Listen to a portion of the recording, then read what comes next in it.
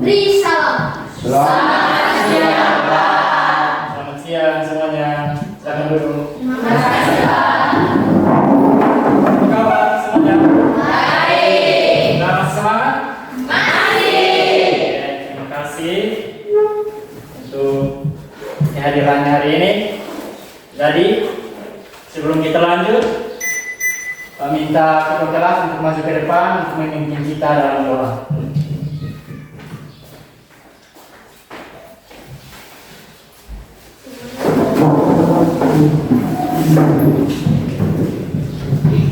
Marilah Pak Guru beserta teman-teman kita menyiapkan hati dan batin kita untuk berdoa. Saya akan memimpin doa ini menurut ajaran agama Katolik. Dalam nama Bapa, Putra dan Roh Kudus. Amin. Ya Allah Bapa di dalam kerajaan surga, puji dan syukur atas berkat-Mu kepada kami semua, sehingga Engkau sudah melindungi kami dari tadi pagi hingga tiba saat ini. Sebentar lagi ya Tuhan, kami akan memulai pelajaran kami. Kiranya Engkau telah melindungi kami agar kami belajar sampai dengan akhir dengan baik. Hanya di Bapa dalam permohonan kami yang kami satukan dalam perantaraan Kristus Tuhan kami. Amin. Dalam nama Bapa, dan Putra dan Roh Kudus. Amin. Oke, terima kasih. Lanjut, kita akan cek kehadiran dulu. Apakah semua hadir? Semuanya hadir? Hadir. Silviana De Fatima, Hadir Pak.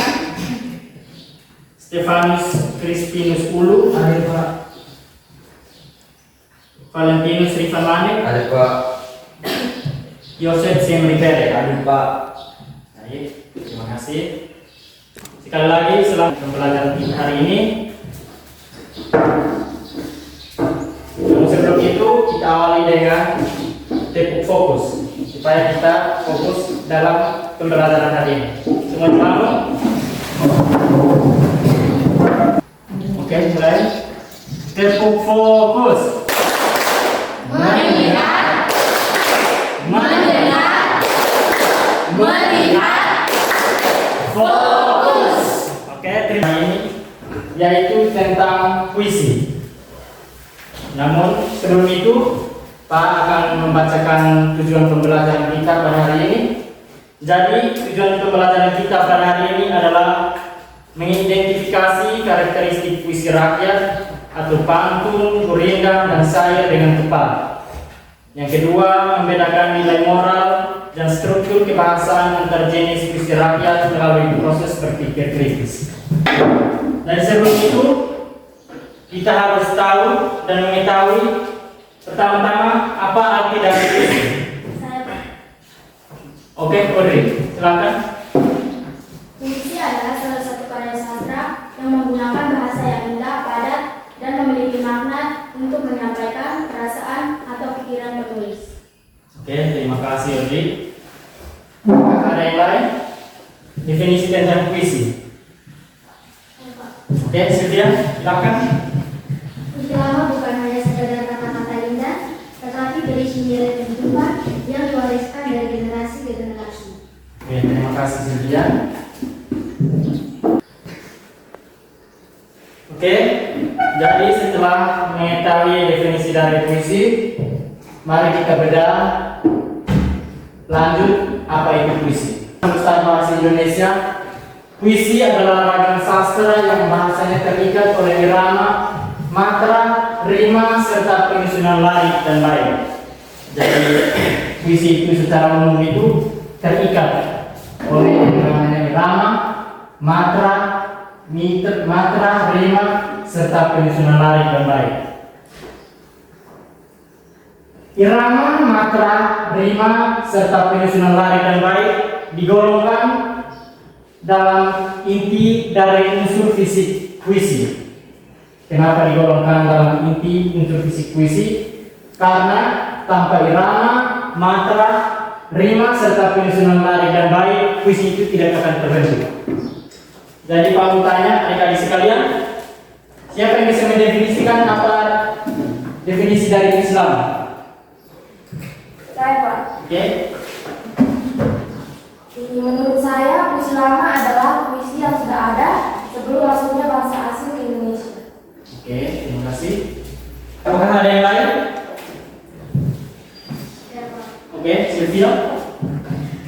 saya, puisi lama berisi nilai kehidupan yang diwariskan dari nenek moyang.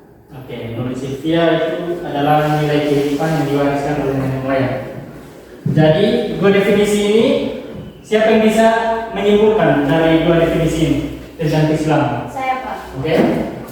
Jadi kesimpulannya, puisi lama adalah karya sastra dari zaman dahulu yang berasal dari tradisi lama. Biasanya memiliki aturan tertentu dalam bentuk dan penyajiannya.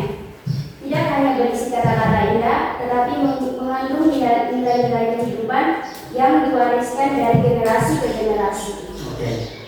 Intinya adalah puisi lama itu terikat oleh aturan dan berisikan nasihat moral atau ajaran agama. Jadi jawaban dari adik itu betul.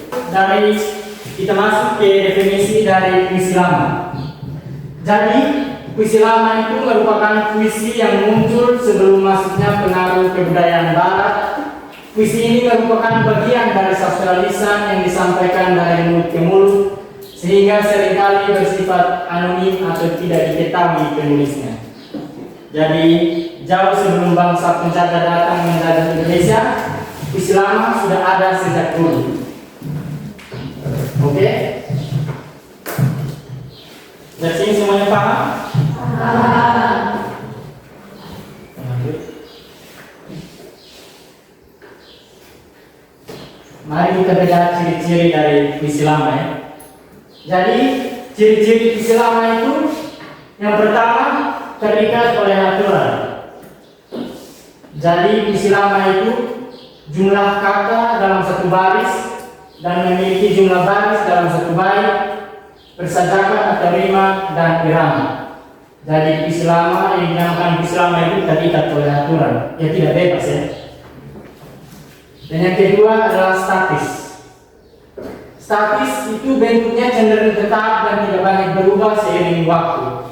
Jadi biarpun waktu berjalan atau biarpun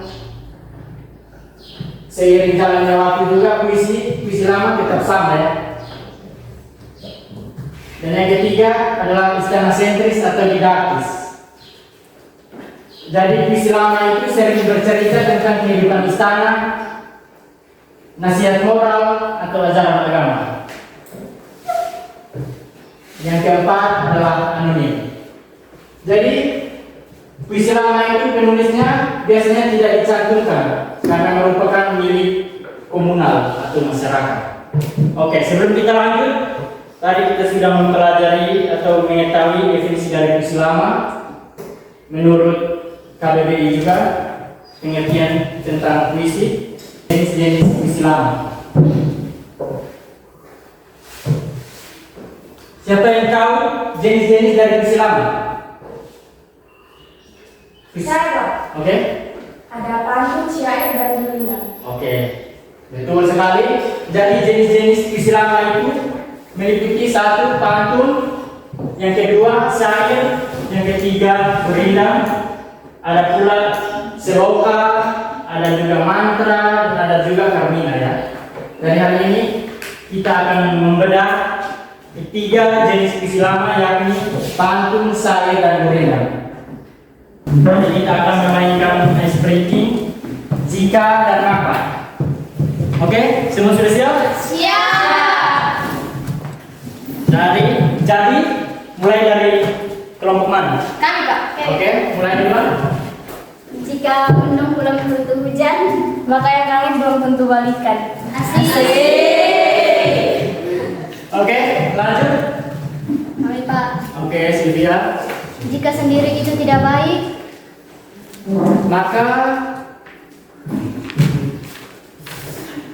maka berdua denganmu adalah yang terbaik.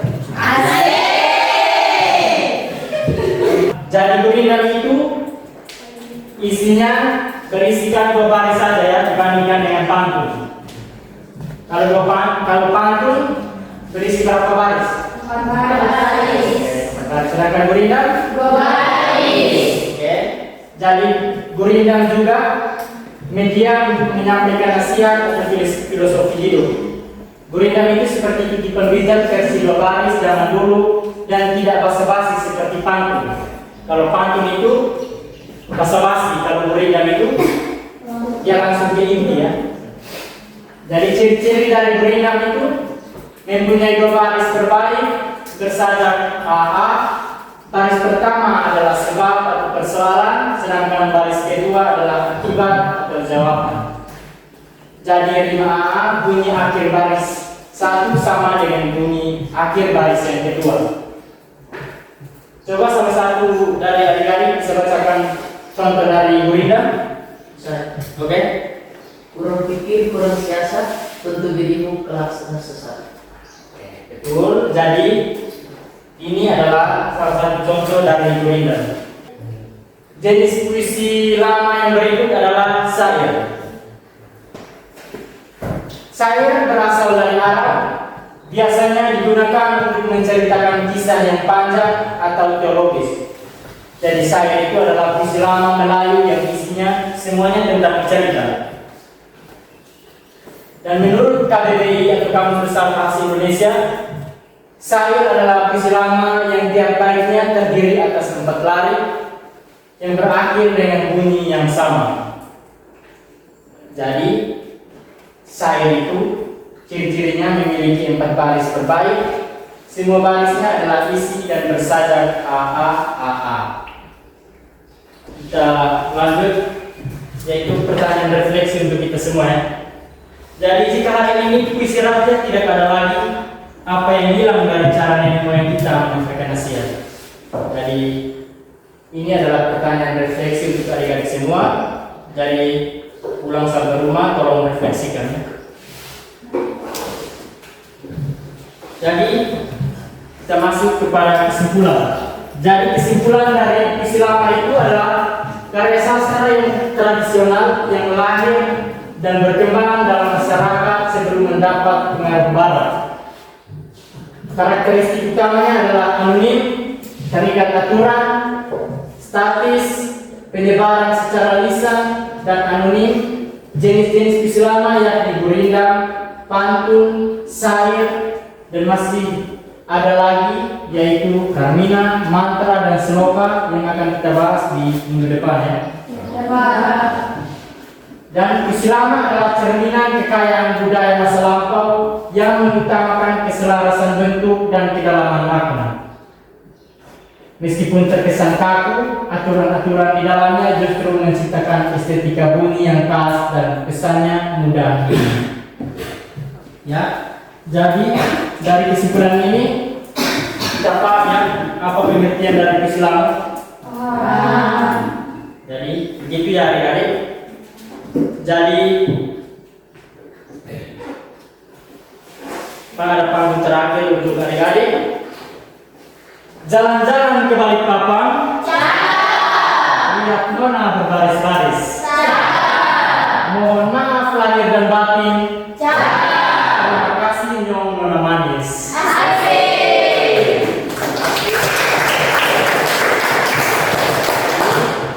Adik-adik semua, materi kita sampai di sini saja dan kita akan lanjut ke minggu depan. Namun sebelum itu, ketua kelas tolong pimpin kita dalam doa.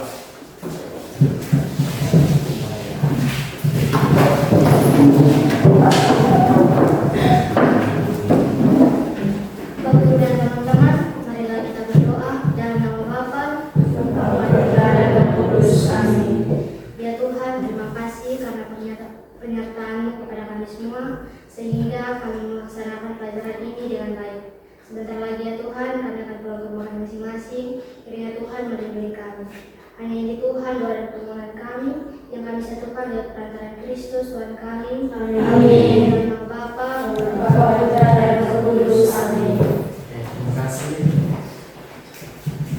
Guys, kerjasamanya hari ini, mari kita